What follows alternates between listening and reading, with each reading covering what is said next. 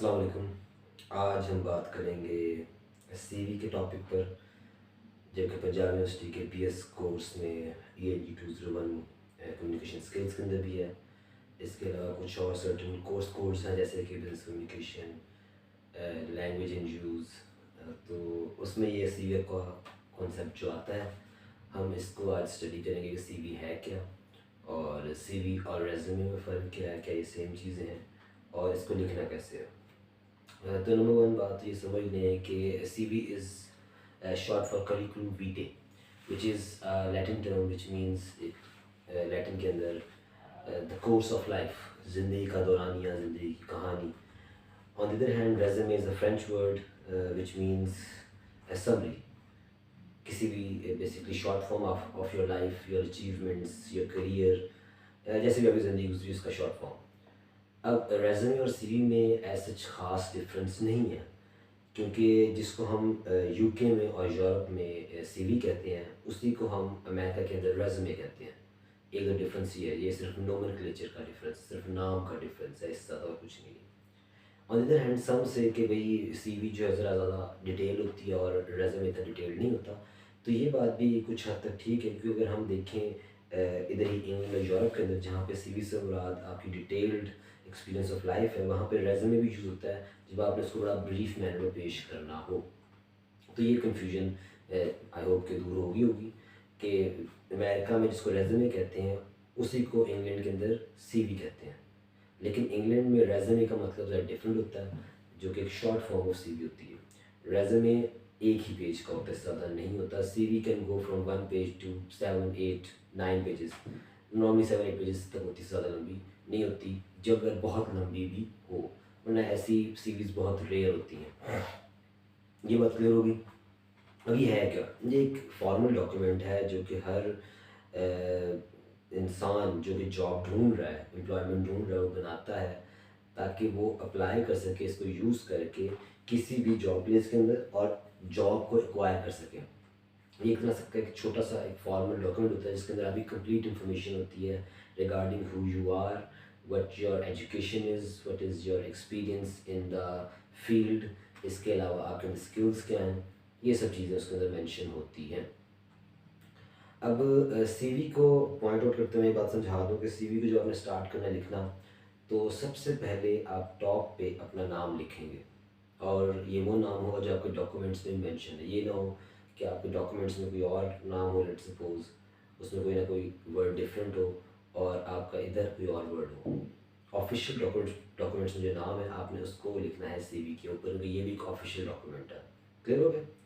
नाम लिखेंगे, उसका अपना आप लिखेंगे let suppose date of birth क्या है आपकी, आपका जेंडर क्या है, फिर आप कॉन्टैक्ट डिटेल्स लिखेंगे, मोबाइल नंबर, ईमेल एड्रेस। उसके अलावा sometimes your home address, but it is not necessary, it is optional. It depends कि क्या आपकी जॉब जहाँ पर आप अप्लाई करें वहाँ पे इसकी रिक्वायरमेंट है या नहीं है। क्लियर हो गया? और आप उसके अलावा अपनी तस्वीर भी लगा सकते हैं, ये शो करने के लिए कि आप कौन हैं। अब इसमें जो तीन चीज़ें वाइटल हैं, वो है आपका नाम, आपकी डेट ऑफ बर्थ, और उसके अलावा some form of contact, email address है, आपका फ़ोन नंबर है, व्हाटएवर इट इज़। ऑप्शनल चीज़ें क्या हैं? तस्वीर है, आपका होम एड्रेस है, आपका जेंडर है। लेकिन ये आपको मैं वो स्टैंडर्ड्स बता रहा हूँ जो इंटरनेशनल स्टैंडर्ड है। पाकिस्तान में प्रेफर करते हैं कि आपने जेंडर मेंशन किया हो, ठीक है, और उसके अलावा आपकी तस्वीर भी ना लगी हो तो खैर है, लेकिन मॉडर्न जो आजकल जो बड़ी कंपनीज है वो प्रेफर करेंगी तस्वीर साथ लगी हो। अब इंटरनेशनली ये चीज़ें क्यों नहीं हैं और हमारे यहाँ ये क्यों प्रेफर की जाती हैं, मैं बता देता हूँ आपको। इंटरनेशनली पहले ये चीज़ें थी पार्ट ऑफ सीवी, लेकिन अब इनको क्यों ख़त्म कर दिया गया, कुछ अमेरिकन स्टेट्स के अंदर और कुछ यूरोपियन कंट्रीज़ के अंदर, बेसिकली जो लिबरल स्कूल ऑफ थॉट के लोग हैं, उनका बिलीफ है कि जॉब मिलनी चाहिए आपकी कैपेबिलिटीज़ की बुनियाद पर, ना कि आपकी शक्ल को देख के और आपका जेंडर को देख के। इसलिए जो है, और रिलीजन भी मैटर नहीं करता, इसलिए उधर हम ये चीज़ें मेंशन नहीं करते when we are applying to a multinational company abroad. ठीक है? आप मेंशन कर भी दें तो वो बुरा नहीं मानेंगे, वो कहते हैं कि जी आपका चॉइस, आप नाम भी मेंशन करें। ठीक हो गया? लेकिन हमारे यहाँ ये चीज़ मैटर करती है, क्योंकि हमारी सोसाइटी की डायनामिक्स डिफरेंट है, और ये वेस्ट में और यूरोप में भी अभी अभी ये कल्चर शुरू हुआ है रिसेंटली। तो हमें ज़रा टाइम लगेगा। पाकिस्तान में आपको पता है जो जितनी भी थर्ड वर्ल्ड कंट्रीज हैं, टाइम लगता है उनके ट्रेंड को फॉलो करते करते। यहाँ पर प्रेफर अभी भी किया जाता है कि तस्वीर साथ हो और जेंडर जो है वो ज़रूर मेंशन हो। अच्छा, अब इसका फ़ायदा क्या हमारे यहाँ अगर देखा जाए पाकिस्तान में, कि एक बात समझ लें कि सीवी वो फॉर्मल डॉक्यूमेंट है जो कि आपको as a show piece declare करेगा, भाई I am something, hire me. ये आपका एक पैम्फलेट है, आपकी एडवर्टाइजमेंट है आपकी अपनी ज़ात के बारे में। तो एडवर्टाइजमेंट के अंदर साथ तस्वीरें भी हो तो ज़्यादा अट्रैक्टिव होती है, साथ फर्दर इन्फॉर्मेशन हो तो वो हेल्प करती है, तो इसलिए यहाँ पे प्रेफर्ड है। अब बात आ जाती है कि भाई किसी की तस्वीर हो तो तस्वीर हो, क्योंकि ये फॉर्मल डॉक्यूमेंट है तो उसकी नेचर और उसका स्टाइल बड़ा फॉर्मल होना चाहिए। ये ना हो कि आपने कोई सेल्फी ली हो या फिर बड़े कैजुअल क्लोथिंग के अंदर आप तस्वीर खिंचवाई हो या फिर बैकग्राउंड जो है मुनासिब ना हो। ये चीज़ें का ध्यान रखने की तस्वीर अच्छी क्वालिटी की हो। और लेट्स सपोज अगर आपकी जॉब ही आप अप्लाई करें मार्केटिंग के लिए, तो वहाँ पे तस्वीर हेल्प करेगी कि भाई ये मार्केटिंग के पॉइंट ऑफ व्यू से ये पर्सन के अंदर वो कैपेबिलिटीज़ नज़र आ रही हैं अपेरेंटली फिजिकली, कि ये एल्योर कर सके, ये जो है अट्रैक्ट कर सके क्लाइंट्स को एंड कस्टमर्स को। I know it sounds very very superficial, it sounds very very vain, but that is how things are. Okay. But in the paper, in the exam, when you are writing a CV, paper के अंदर जब आप CV लिख रहे होंगे तो वहाँ पर ज़्यादा आप तस्वीर नहीं लगा सकते। वहाँ पे आप सिर्फ ऊपर अपना नाम लिखेंगे, साथ आप लिखते हैं कि जी जेंडर, डेट ऑफ बर्थ, उसके नीचे आप अपना एड्रेस तो ना लिखें, फ़ोन नंबर। अब फ़ोन नंबर भी एग्ज़ाम में पेपर के अंदर आपने जेन्युइनली लिखना। रियल लाइफ में आप असल फ़ोन नंबर लिखेंगे लेकिन पेपर के अंदर आपने असल फ़ोन नंबर नहीं लिखना।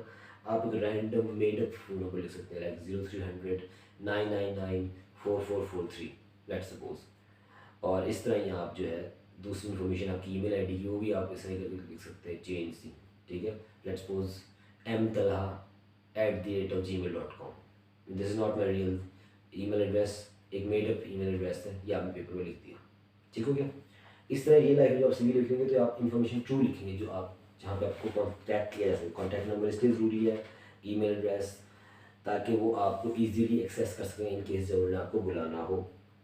एक और जो होम एड्रेस था पहले एक दौर में इसलिए इम्पोर्टेंट था कि क्योंकि पहले जो था by hand in hard copy manner mail जो आपको आती थी तो वहाँ पे एड्रेस चाहिए होता था।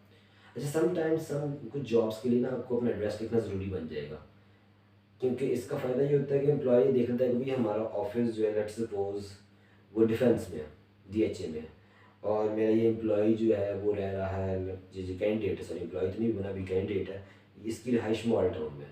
तो मॉल टाउन से DHA कितना दूर है, क्या इस बच्चे के लिए इधर आना, इस कैंडिडेट के लिए इधर आना पॉसिबल होगा कि नहीं होगा, इतना हम पे करेंगे नहीं करें इसके लिए फिजिबल हो।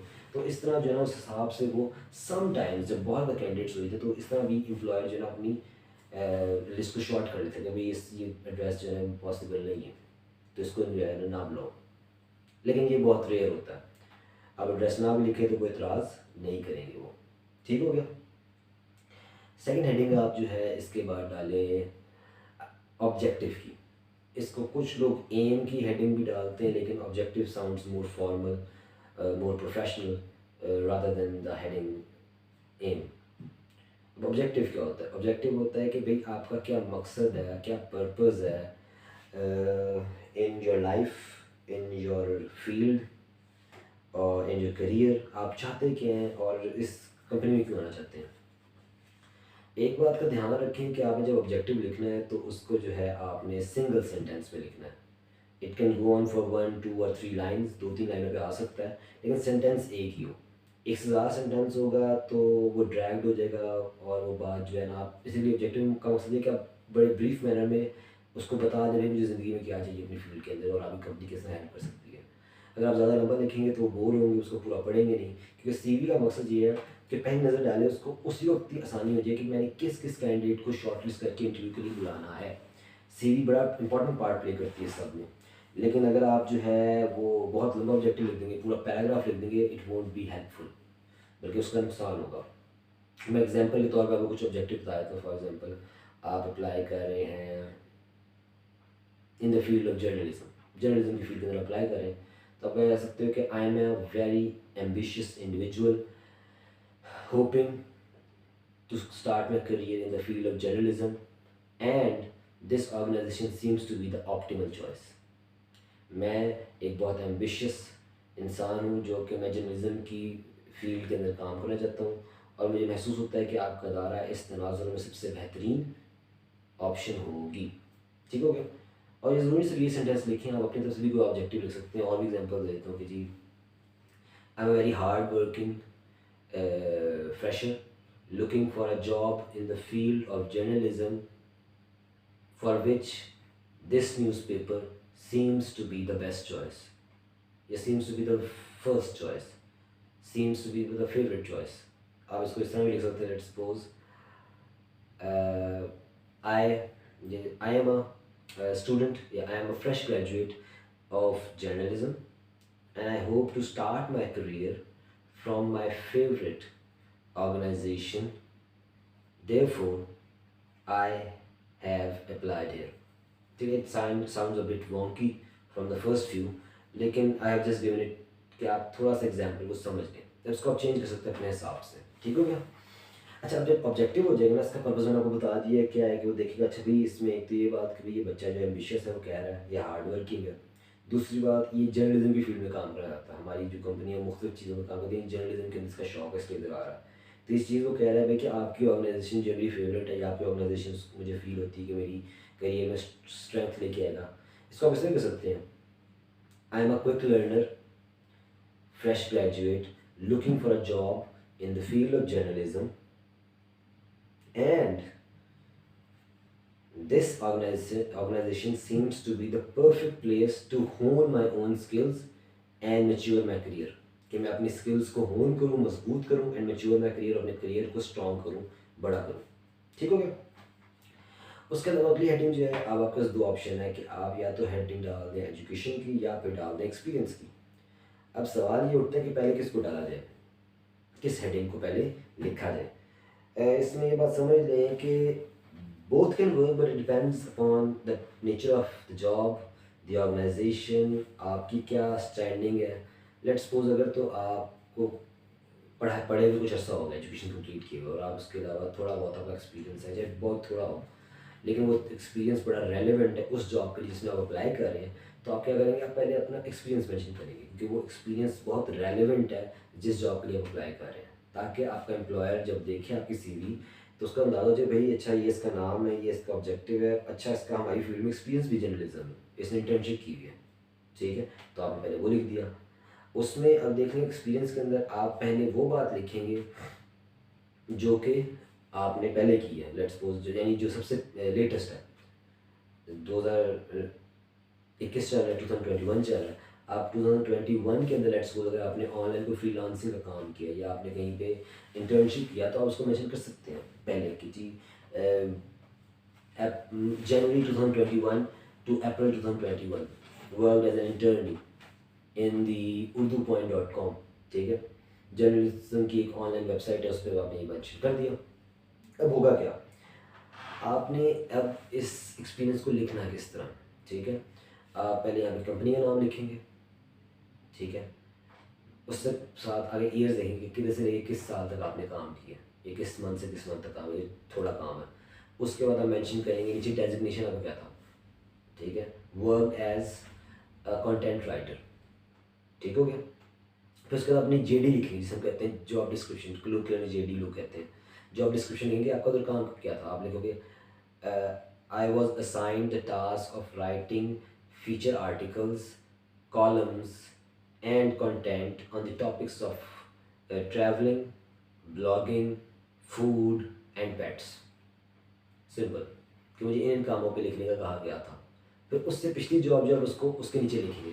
ठीक है, अगर तो वही है जो उससे पिछली ईयर्स की है, इसी तरह सेम पैटर्न में। उसके बाद आपकी हेडिंग आ जाएगी एजुकेशन की। अब सवाल ये उठता है कि लेट्स सपोज आप एजुकेशन की हेडिंग पहले डालते हैं, एक्सपीरियंस की बाद डालते हैं। एजुकेशन की हेडिंग आपका पहले डालेंगे, नॉर्मली जो फ्रेश ग्रेजुएट्स होते हैं वो एजुकेशन की हेडिंग पहले डालते हैं, बल्कि 70 to 80% ऑफ द टाइम मैंने देखा है कि लोग जो जिन्होंने करियर में 10 साल से कम हुआ होता है तो पहले अपनी एजुकेशन लिखते हैं।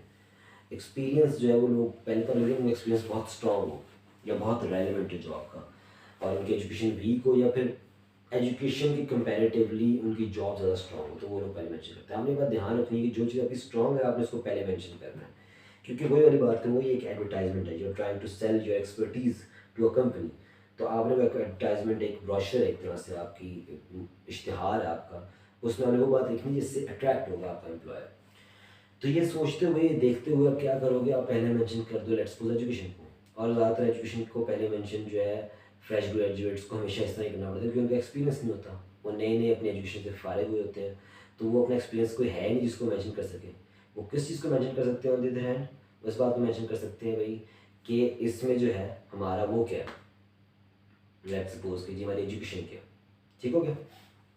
अब होगा क्या, अब एजुकेशन मेंशन करोगे जी BS इन सोशियोलॉजी, आगे ये लिख दिया 2020 to 2024, नीचे आपने लिख दिया लेट्स सपोज उसके बाद कि जी आपने किस इंस्टीट्यूट से, यूनिवर्सिटी ऑफ द पंजाब, और आपके ने अगर कोई सब्जेक्ट्स कैसे पढ़े आपने, क्या वो फील्ड से रेलिवेंट है, लेट्स सपोज आप लिख देते हो जी studied courses like visionary discourse, journalistic discourse, language and use, business communication skills, etc.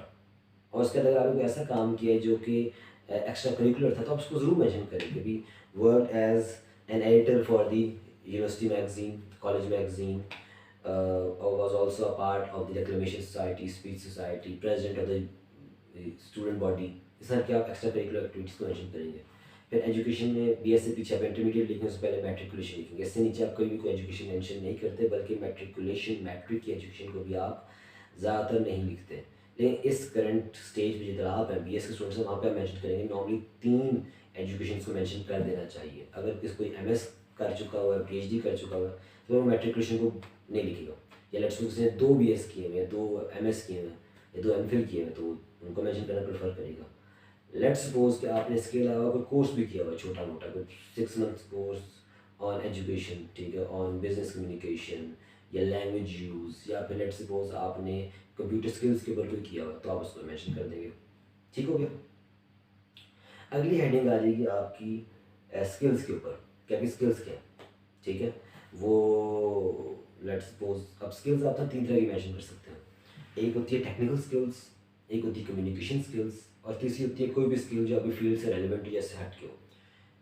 Communication skills के अंदर आप क्या करेंगे, आप मेंशन करेंगे जी भी आपको कौन सी लैंग्वेज आती है, किस तरह की आती है, अगर fluent in English, Urdu and Punjabi, या फिर fluent in reading, writing and speaking in English, ठीक है, fluent in Urdu speaking, writing और रीडिंग, इस तरह की आप लैंग्वेज वो मेंशन कर देंगे। अगर आपने इसके अलावा कोर्स भी किया लैंग्वेज, तो आप उसको यहाँ मेंशन कर सकते हैं, basic language course in Mandarin Chinese from the Ospak institutes of language, Ospak institute of language. ठीक हो गया, ये हो गया।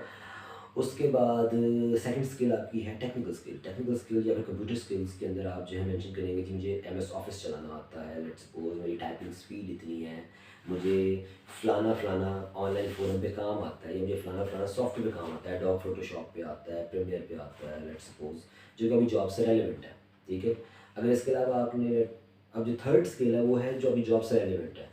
लेट्स सपोज आप सोशल मीडिया हैंडल के लिए अप्लाई कर रहे हैं, आपने वहाँ स्किल मेंशन कर दिया great understanding of the social media websites and the common trends online. Online trends से उनकी understanding है।